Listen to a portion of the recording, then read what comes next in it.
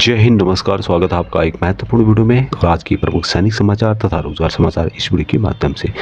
सबसे पहले जो खबर है यह है माकदाई एक्सप्रेस 24.com की ओर से।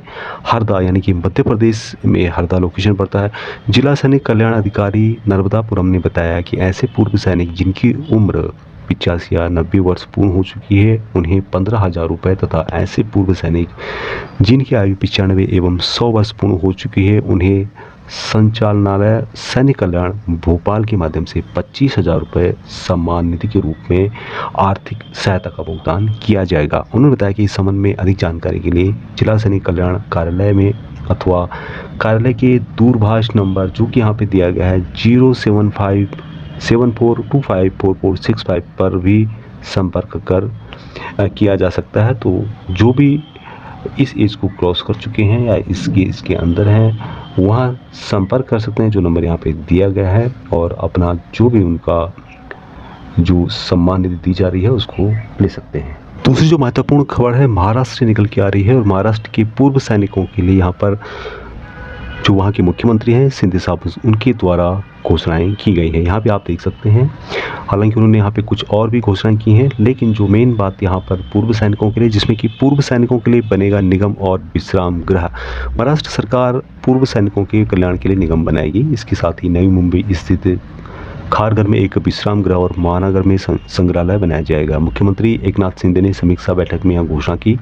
पूर्व सैनिक कल्याण विभाग के प्रभारी और मुख्यमंत्री शिंदे ने कहा कि 17 के सैनिकों के गांव अब सिंगे को विशेष दर्जा दिया जाएगा तथा सबसे इम्पोर्टेंट बात है कि पूर्व सैनिकों के लिए टोल माफ होगा। दोस्तों, जिन्होंने सिडको द्वारा दी गई जमीन पर विश्राम गृह का निर्माण करने के लिए निर्देश दिए। उन्होंने कहा कि महाराष्ट्र सरकार देश की सीमाओं की रक्षा करने वाले सैनिकों के कल्याण के लिए प्रतिबद्ध है। तो यहाँ पे जो मेन बात कही गई है कि पूर्व सैनिकों के लिए टोल माफ होगा, ये महाराष्ट्र के जो मुख्यमंत्री हैं शिंदे साहब उनके द्वारा कहा गया है। इस खबर काफ़ी महत्वपूर्ण है और यहाँ किसी भी अन्य सैनिक के साथ हो सकता है जैसा कि इन सैनिक के साथ हुआ है। यहाँ पे देख सकते हैं आप लोग, हरियाणा से न्यूज है कि सैनिक के साथ धोखाधड़ी, पेन कार्ड व आधार कार्ड की फ़ोटो बदल ठगों ने निकाला 15 लाख रुपए का लूट।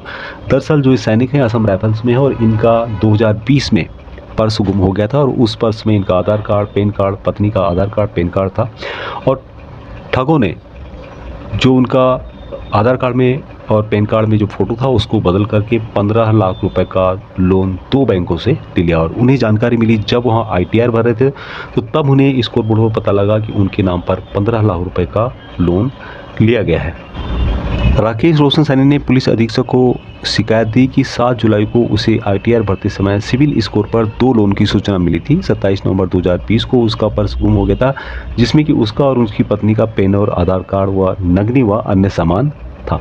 एक जो लोन है वहाँ HDB फिन सर्विस आगरा से 5 लाख रुपए का लिया गया है और दूसरा जो लोन लिया गया है ये लिया गया है 10 लाख रुपए का, जो कि यस बैंक लिमिटेड आगरा से लिया गया है। उसमें फर्जी आधार कार्ड व पेन कार्ड से लिया गया है। जब उसने AB Aditya Birla group SBI प्रबंधक आगरा से फ़ोन पर बातचीत की और धोखाधड़ी की जानकारी मांगी तो SBI लोन की ID देने से मना कर दिया। तो इस तरह से यहाँ जो धोखाधड़ी है, इस तरह की नई धोखाधड़ी किसी के साथ भी हो सकती है, इससे हमें बचना होगा। अगली जो खबर है पूर्व सैनिकों के आश्रितों के लिए है कि जिले में भूतपूर्व सैनिकों के आश्रितों के लिए के द्वारा भरे जाएंगे 26 पद।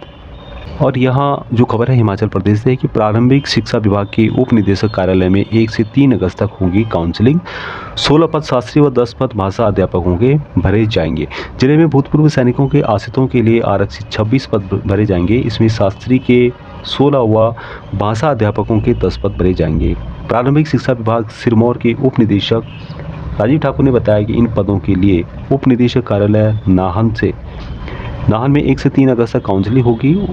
नेक्स्ट जो खबर है भूतपूर्व सैनिकों की भर्ती रैली से संबंधित है और यहाँ पर बताया गया कि उत्तराखंड के पूर्व सैनिकों और भूतपूर्व महिला कर्मियों के लिए एक सुनहरा अवसर है। 130 इन्फेंट्री बटालियन TA परिवारों कुमाऊं द्वारा 26 अगस्त 2024 से 1 सितंबर 2024 तक भर्ती का आयोजन यहाँ पर पिथौरागढ़ में बटालियन मुख्यालय के ग्राउंड में प्रतिदिन 6 बजे से प्रारंभ होगा। अभी यहाँ पर जो पद टोटल हैं जिसमें कि जूनियर कनिष्ठ अधिकारी 2 हैं, सिपाही जीडी के 116 पद हैं, लिपिक के 14 पद हैं, रसोईया के 3 पद हैं, बढ़ई के 3 पद हैं, सफाई वाला के 1 पद है, धोबी 1, दर्जी 1 और उपकरण मरम्मतकर्ता के 1 पद। अभी अगली खबर जो है अग्निवीर से रिलेटेड है और बहुत ही महत्वपूर्ण और सेंसिटिव खबर है, जिसका अंदेशा पहले लगाया जा रहा था उसी तरह की हरकत अग्निवीरों के द्वारा की जा रही है। यहाँ पे आप देख सकते हैं, छुट्टी के बाद ड्यूटी पर नहीं लौटा अग्निवीर, भाई संग गिरोह बनाकर करने लगा लूटपाट, ऐसे हुआ खुलासा। पंजाब की घटना है कि पंजाब की मोहाली में छुट्टी के बाद अग्निवीर ड्यूटी पर नहीं लौटा, भाई के साथ गिरोह बनाकर लूटपाट की घटनाओं को अंजाम देने लगा। पुलिस ने अब 3 आरोपियों को गिरफ्तार किया है, साथ ही तीनों से पूछताछ की जा रही है। पुलिस जांच में पता चला कि अग्निवीर 2 महीने की छुट्टी पर घर आया हुआ था। इस अग्निवीर का नाम स्मिथ सिंह उर्फ ईसू 2 माह पहले छुट्टी लेकर आया था। छुट्टी समाप्त होने के बाद वहां ड्यूटी पर नहीं लौटा, बल्कि अपने भाई प्रभप्रीत सिंह उर्फ प्रभ व दोस्त बलकरण सिंह के साथ मिलकर के एक गिरोह बना लिया और गन पॉइंट पर लूटपाट शुरू कर दी। पुलिस ने 3 लोगों को गिरफ्तार किया है। पुलिस ने तीनों को गिरफ्तार कर मामला दर्ज कर लिया है। पुलिस की जांच में सामने आया है कि आरोपी स्मिथ सिंह नवंबर 2022 में सेना में अग्निवीर भर्ती हुआ था। स्मिथ सिंह पश्चिम बंगाल में तैनात था, वहाँ छुट्टी लेकर के घर के लिए निकला, लेकिन कानपुर में उतर गया और वहाँ से देसी पिस्टल खरीद कर ले आया। अभी यहाँ किस तरह का काम करते थे, फर्जी नंबर प्लेट लगाकर बेच देते थे वाहन।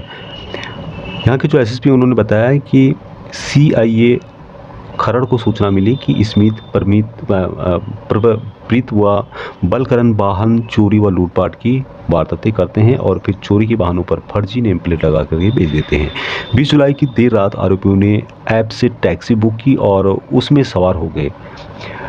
चप्पड़चिड़ी पहुंचते ही टैक्सी चालक को पिस्टल दिखाकर उसकी आंखों में पेपर स्प्रे डाली व टैक्सी लूटने लगे। तो अग्निवीर का जो साइड इफ़ेक्ट है, जिस तरह से पहले एक शंका जाहिर की जा रही थी कि अग्निवीर इस तरह का काम कर सकते हैं क्योंकि वहाँ परमानेंट है नहीं। अग्निवीर को पता है कि मुझे 4 साल बाद वापस आना ही है, तो उसने राइफल चलाना वहाँ सीख लिया, गोली चलाना वहाँ सीख लिया और उसके बाद इस तरह की वारदात करने लगा। तो ये साइड इफ़ेक्ट अग्निवीर के शुरू हो चुके